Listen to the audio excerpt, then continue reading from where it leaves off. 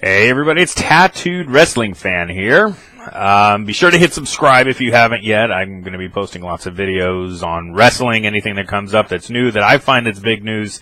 I'm going to post it, talk about it, and we'll go from there. We do have WrestleMania predictions coming up another time, but right now I figured I would do like people that I think should be in the Hall of Fame. The WWE Hall of Fame, as it were. And figured I would discuss it, get some opinions if there is any. My channel's kind of small right now, so, I figured we'll do it and see if it grows or, something like that. So we'll start off with a guy that I was never really a big fan of, but I thought possibly could have made it in Hollywood due to his look, and that is Lex Luger.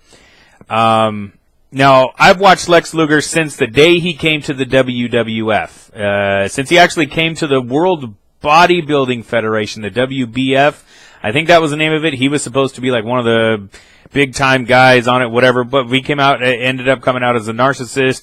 Obviously feuding with Mr. Perfect because of the association with Bobby Heenan, and at that time Mr. Perfect had, within like 6 months before that, turned on Bobby Heenan and joined the Macho Man in Survivor Series 92. So I had heard of Lex Luger, but where I came from and where I lived here in California, you didn't have, the WCW wrestling. You didn't have any of that unless you had cable, and not a whole lot of people had cable here in the early 90s. Some did, but they didn't, it was very limited back then. You were lucky if you got 50 channels, and one of them being Playboy. But I always thought, when Lex Luger came here, he did a lot for the organization. He had the Lex Express. That's basically all he did in WWE. He had the Lex Express. That was pretty much it. He came out to the American, the whole American thing. Still, it was worthy. Plus what he did in WCW before and after WWF. I think Lex Luger is definitely, he should be in there. He definitely should be in there. Just based on what he has done, and I believe he played football somewhere. I'm not sure. I don't know the team. I don't know. Another guy that I think should be in the Hall of Fame. Now, here's the thing is, I've watched the Hall of Fame. I've been a fan of the Hall of Fame, blah, blah, blah.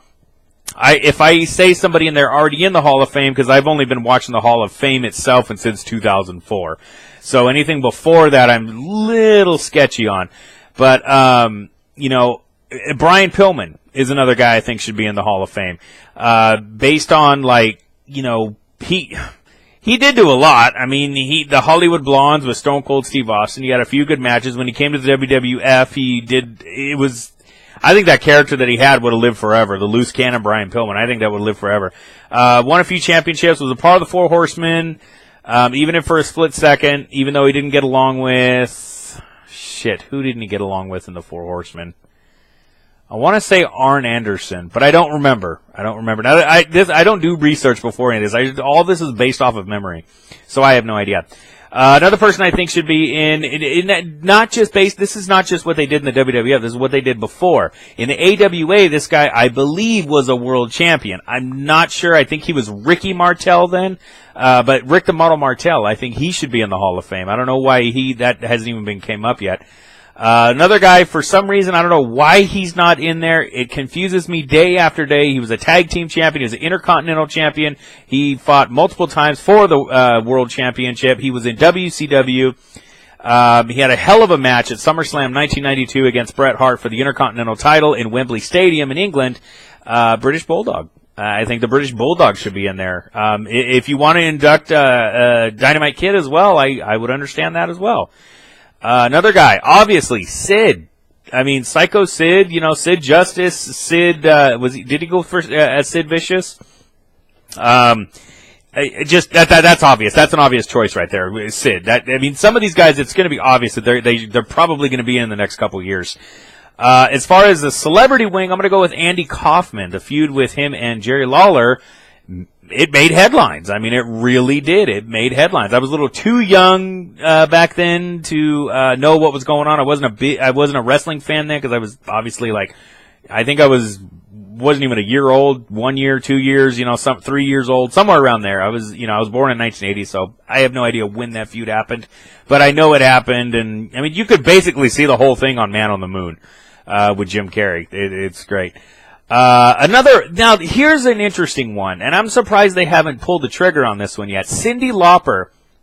Here's like, why Cyndi Lauper? Let me tell you why.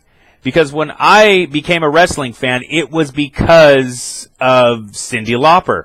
If it wasn't for Cyndi Lauper and my sister's love for Cyndi Lauper and my babysitter's love for Cyndi Lauper back in 85, 84, whatever, I would have no idea who she was. And then because my babysitter was watching Cyndi Lauper on MTV with Hulk Hogan is when I became aware of wrestling. I didn't become a fan until I saw Andre the Giant choke out Hacksaw Jim Duggan with his singlet and blood's dripping out of Duggan's mouth. That's the second I became a wrestling fan. Ever since then, it's been nonstop. I think that was 87, 88, something like that.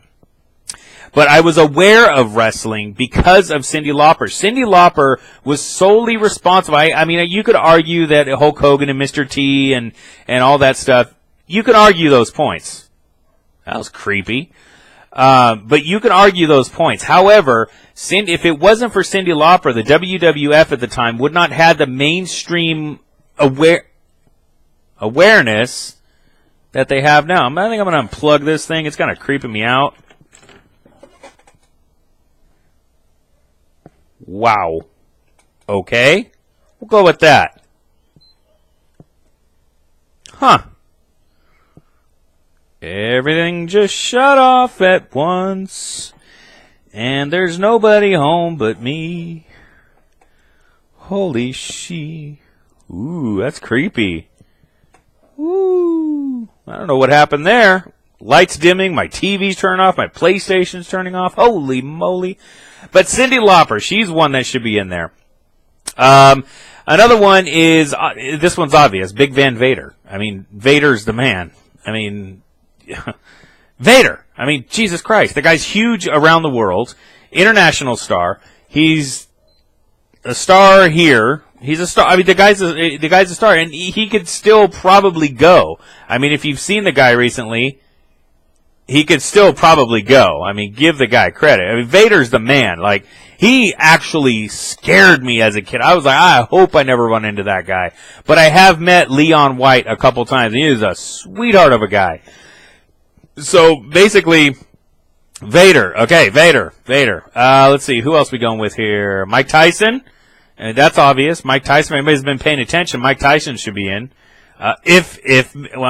Yeah, Mike Tyson should be in, definitely. I was thinking if Mr. T can be it, but Mr. T had 2 matches at WrestleMania. So, speaking of matches at WrestleMania, another celebrity, and his opponent at WrestleMania 11, Lawrence Taylor, should be inducted into the Celebrity Wing Hall of Fame. That dude put in a lot of training. He put in a ton of training, okay, to do that, from what I hear from everybody, okay? Lawrence Taylor and his opponent, Bam Bam Bigelow, okay? Bam Bam Bigelow is another guy that should be inducted into the Hall of Fame. Not sure why he's not. Ravishing Rick Rude. Just one of the best. One of the all-around best. Good looking, can wrestle. He had everything. He was good on the mic. He made you hate his guts. But man, was he fun to watch. And my final one, is something that I'm not sure a lot of people are going to understand about, but you may. It's the guy who wrote most of the music for the WWF and the early WWE back in the day, Jim Johnson. I mean, the guy wrote anything that you can hear his music. When you hear his music, you know there's a certain way he plays the drums, a certain way he hits the cymbals, and a certain way the guitars hit. Okay? That's how you know it's a Jim Johnson song. But that guy's solely responsible for most of the songs that you guys know. That DX song, okay? Triple H's song, the Motorhead song. I mean, he wrote that. I mean, it's just go back and look up Jim Johnson. Not Jimmy Johnson, because you'll get the Dallas Cowboys ex-cheerleader. Head coach. Whatever. But Jim Johnson. You want to look up Jim Johnson and look for you'll see exactly what I mean. But those are just a few names that I think should be inducted into the Hall of Fame. Why they're not yet, I have no idea. But if you want to check them out, go check them out. Google. I mean, you got the WWE Network. You have all these different things, and I would love to hear from you if anybody watches this video, which they probably don't. Hit subscribe anyway.